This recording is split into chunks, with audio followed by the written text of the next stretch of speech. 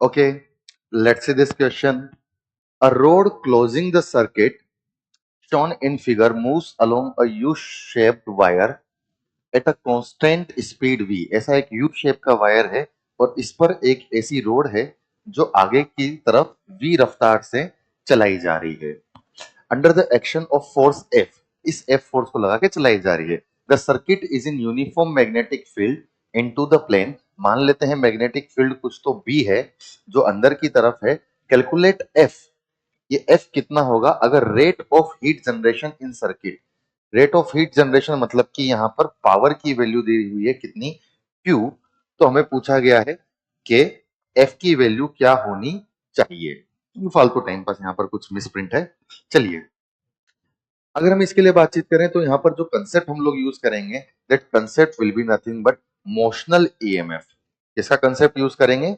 Motional EMF, which is nothing but B V into L, क्योंकि B V और L तीनों mutually आपस में एक दूसरे के परपेंडिकुलर हमें यहाँ पर दिखाई दे रहे हैं। वी इस डायरेक्शन में है, एल इस डायरेक्शन में है और बी यहाँ पर इस तरीके से अंदर की डायरेक्शन में है।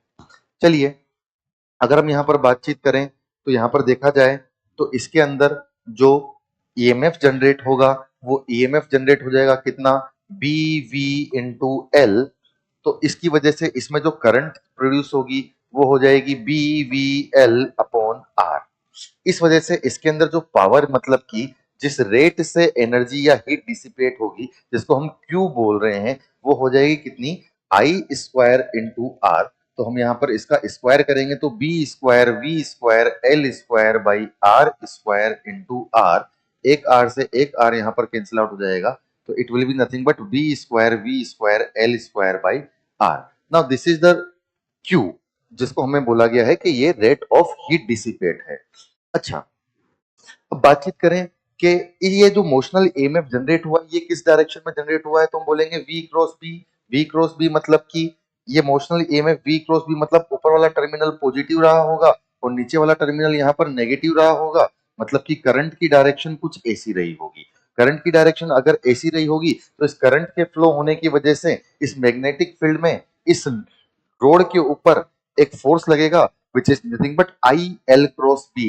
एल की डायरेक्शन आई की डायरेक्शन में लेंगे तो आई एल क्रॉस बी मतलब कि इस तरफ एक फोर्स बाहर की तरफ लगेगा। बोला गया कि कांस्टेंट स्पीड से चल रही है, मतलब ये जो फोर्स लगा मैग्नेटिक फील्ड की वजह से आई एल क्रॉस बी, मतलब ये वाला फोर्स इस एफ के बराबर होना चाहिए। तो हम इस एफ को अगर लिखें तो ये एफ की वैल्यू मैग्नेटिक फोर्स के बराबर होनी चाहिए which is nothing but I L into B, क्योंकि एल और बी के बीच में जो एंगल है वो 90 डिग्री है, तो sine 90 will be nothing but 1।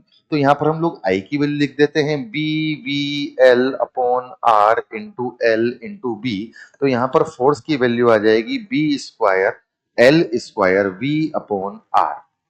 अब हम इन दोनों को कंपेयर कर लेते हैं। अगर हम देखें तो this force is nothing but Q by V. इनमें सिर्फ और सिर्फ एक v का डिफरेंस है। अगर मैं इस q को v से डिवाइड कर दूं तो हमें यहाँ पर क्या मिल जाएगा, फोर्स मिल जाना चाहिए। मतलब कि फोर्स और q का रिलेशन हो गया F बराबर q by V which is option number B.